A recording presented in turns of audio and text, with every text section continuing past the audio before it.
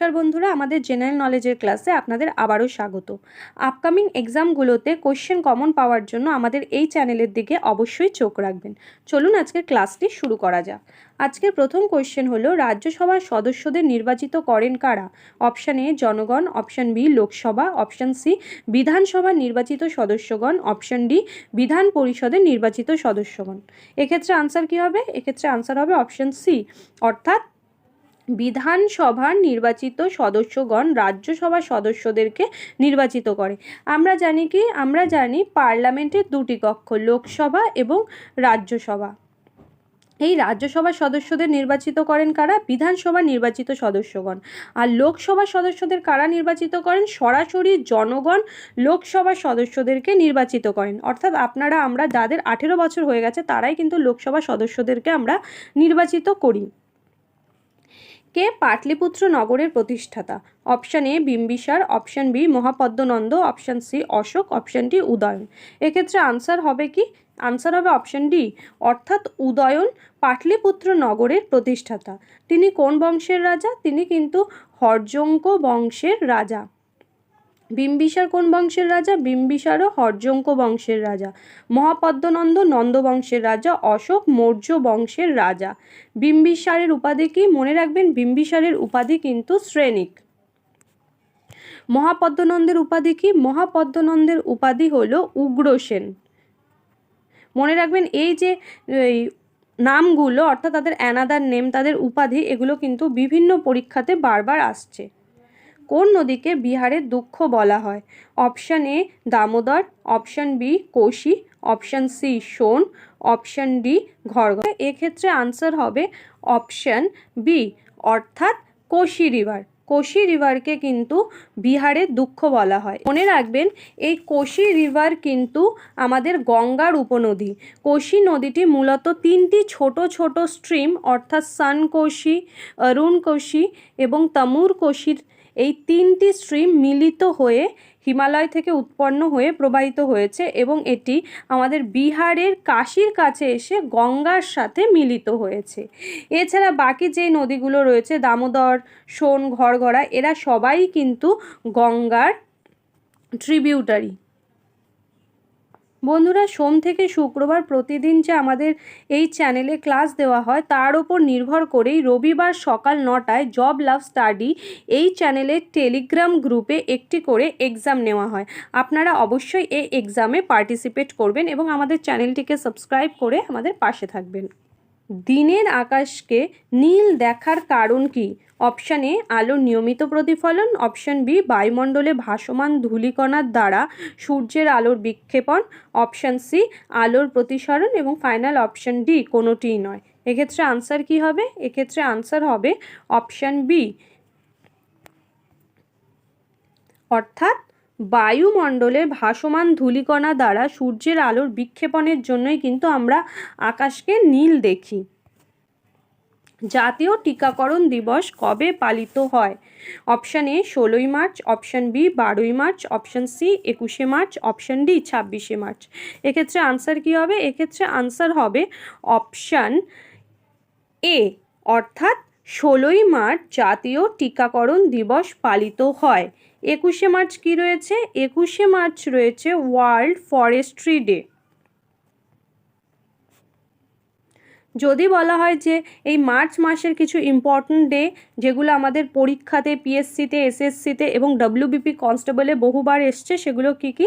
সেগুলো হলো 3rd March world wildlife day, 8th March ভীষণই important international women's day, 15th মার্চও খুব important world consumer right day, 22শে মার্চ কি রয়েছে? 22শে মার্চ রয়েছে ওয়ার্ল্ড ওয়াটার ডে এবং 24শে মার্চ রয়েছে ওয়ার্ল্ড টিভি ডে।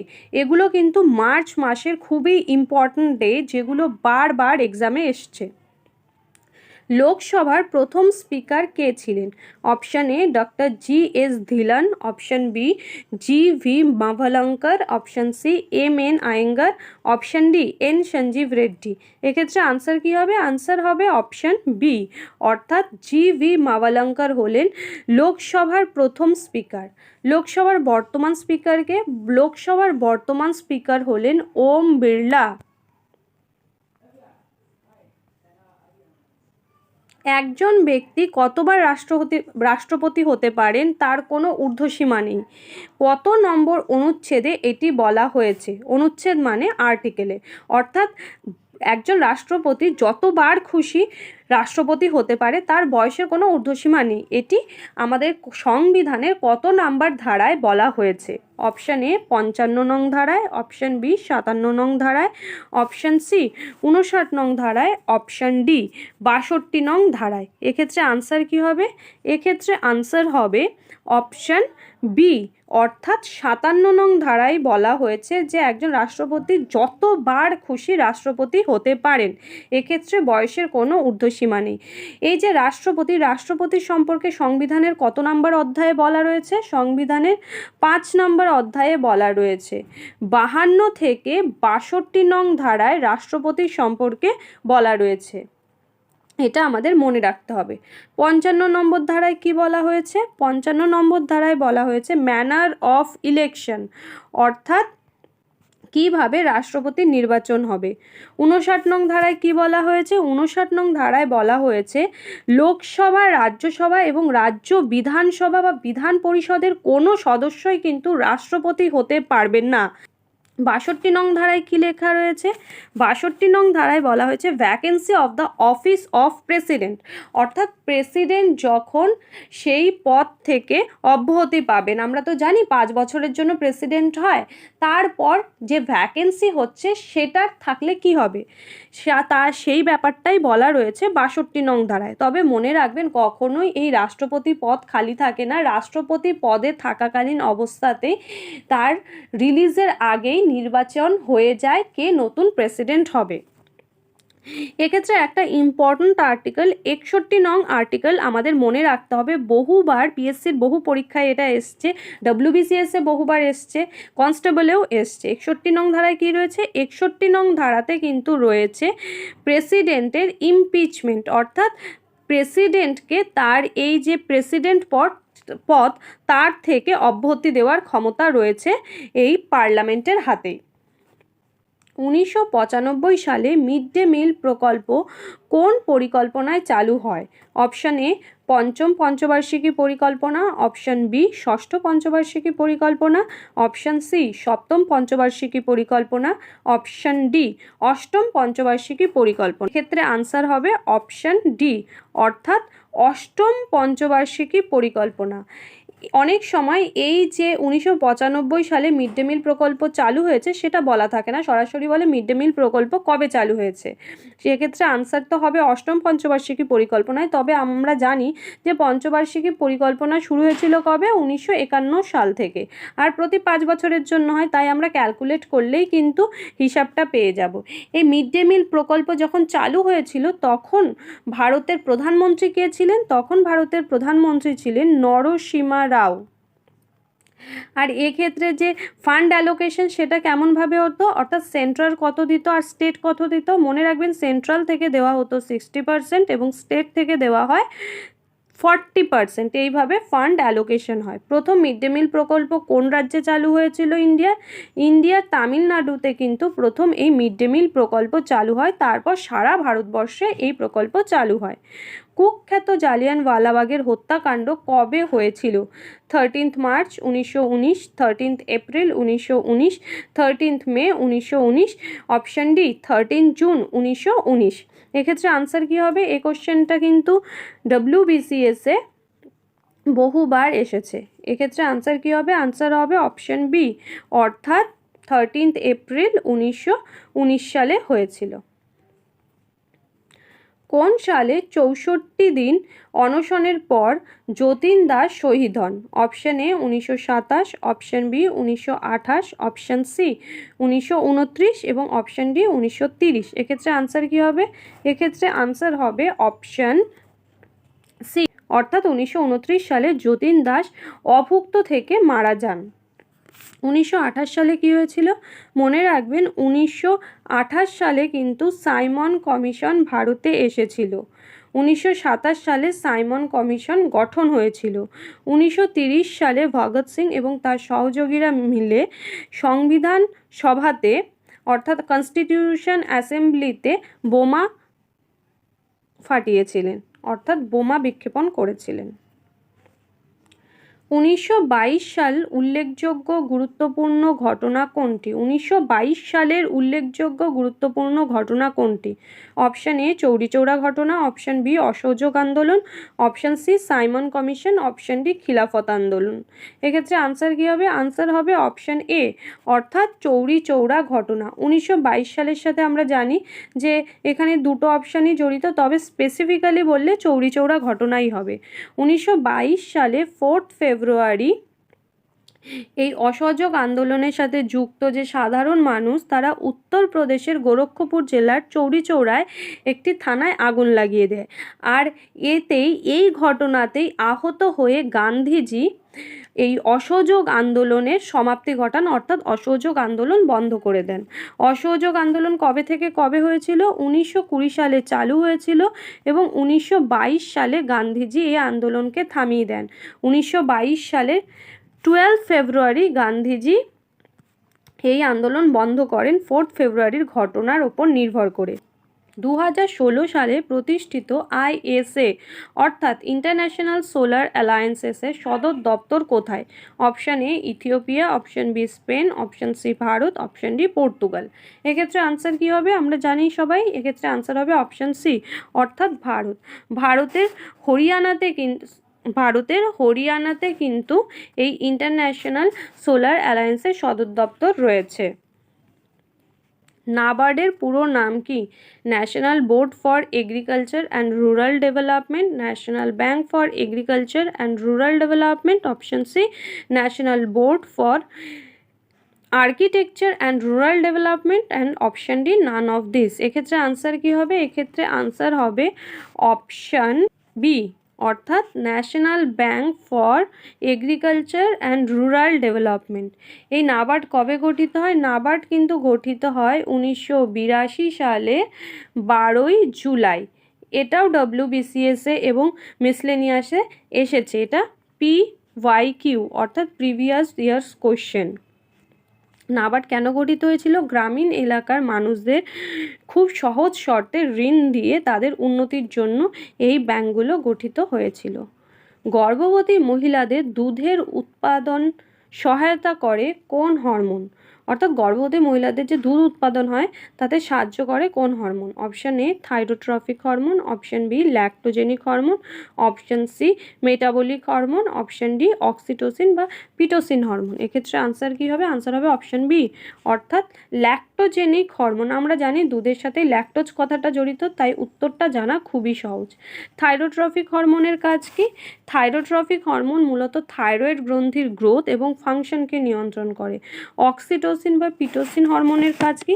মনে রাখবেন ইউটেরিন অর্থাৎ আমাদের জরায়ুর কনস্ট্রাকশন, জরায়ু যখন বেবি হওয়ার সময় সংকোচন প্রসারণ হয় সেটাকে রেগুলেট করে, এবং বেবি হয়ে যাওয়ার পর যে ব্লিডিং হয় সেটাকে কন্ট্রোল করতেও কিন্তু এই অক্সিটোসিনের গুরুত্বপূর্ণ ভূমিকা রয়েছে।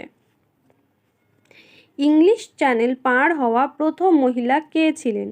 Option A Arati Saha, option B Punit Arora, option C Sushma Chawla, option D Bachendri Pal. এক্ষেত্রে আনসার কী হবে? আনসার হবে অপশান এ, অর্থাৎ আরতি সাহা। আরতি সাহা ভারতীয় সুইমার যে এশিয়ার প্রথম মহিলা হিসাবে ইংলিশ চ্যানেল পার করেছিল। বাচেন্দ্রী পালকে? বাচেন্দ্রী পাল হলেন প্রথম ইন্ডিয়ান ওমেন যে মাউন্ট এভারেস্ট জয় করেছিল। সার্ক অর্থাৎ South Asian Association for Regional কোঅপারেশনের সদর দপ্তর কাঠমান্ডুতে। এটি কবে প্রতিষ্ঠিত হয়? Option A 1970, option B 1985, option C 1975, option D 1980। এক্ষেত্রে আনসার কী হবে? আনসার হবে অপশান বি, অর্থাৎ 1985 সালে। এই সার্ক গঠিত হওয়ার পর সার্কের সদস্য সংখ্যা বর্তমানে কত? অর্থাৎ সদস্য দেশ কটি? মনে রাখবেন সার্কের সদস্য দেশ 8টি। সার্কের সদস্য দেশ 8জন। তারা হলো, একটা হলো বাংলাদেশ, ভুটান, ইন্ডিয়া, মালদ্বীপ, নেপাল, পাকিস্তান, আফগানিস্তান এবং শ্রীলঙ্কা। তাই এই 8টা নাম কিন্তু মুখস্থ রাখতে হবে, কারণ অপশানে থাকবে এমন একটা নাম যেটা সার্কের সদস্য নয়। বিশ্ব শিক্ষক দিবস কবে পালিত হয়? Option A 5 September, option B 5 August, option C 5 October, option D 5 November. এক্ষেত্রে আনসার হবে কি? আনসার হবে অপশান সি, অর্থাৎ 5 October world teachers day. 5 September কি? 5 September national teachers day. 5 August কি হয়েছিল? 5 অগস্ট 1975 সালে কিন্তু মহারাজা নন্দকুমারের ফাঁসি হয়েছিল। 5 নভেম্বর কেন important? 5 November world tourism awareness day. Lava গঠিত ব্যাসাল্ট শিলা থেকে কোন মৃত্তিকা সৃষ্টি হয়? অপশান এ পাললিক মৃত্তিকা, অপশান বি কৃষ্ণ মৃত্তিকা, অপশান সি লোহিত মৃত্তিকা, অপশান ডি উপরের কোনোটিই নয়। এক্ষেত্রে আনসার কি হবে? আনসার হবে অপশান বি, অর্থাৎ কৃষ্ণ মৃত্তিকা। এটা খুব সোজা কোশ্চেন, আমরা প্রত্যেকেই জানি যে লাভা শিলা থেকে কৃষ্ণ মৃত্তিকা তৈরি হয়। এই কৃষ্ণ মৃত্তিকা মূলত আমরা কোথায় দেখতে পাই? কৃষ্ণ মৃত্তিকা মূলত দক্ষিণ ভারতে দেখা যায়, মহারাষ্ট্রে, গুজরাট, এই সমস্ত রাজ্যগুলোতে। কৃষ্ণ মৃত্তিকার আরেক নাম কি? কৃষ্ণ মৃত্তিকার আরেক নাম কিন্তু রেগুর মৃত্তিকা। এই মৃত্তিকা কালো রঙের হয় এবং এই মৃত্তিকাতে কিন্তু কার্পাস চাষ খুবই ভালো হয়। ভারতের মৃত্তিকা গবেষণা কেন্দ্র কোথায় অবস্থিত? Option A Dehradun, option B Jodhpur, option C Chandigarh, option D উপরের সবগুলি। তাহলে মৃত্তিকা গবেষণা কেন্দ্র কোথায় রয়েছে? আনসার কি হবে? আনসার হবে অপশান এ, অর্থাৎ দেহরাদুন। দেহরাদুনে আর কি রিসার্চ ইনস্টিটিউট রয়েছে?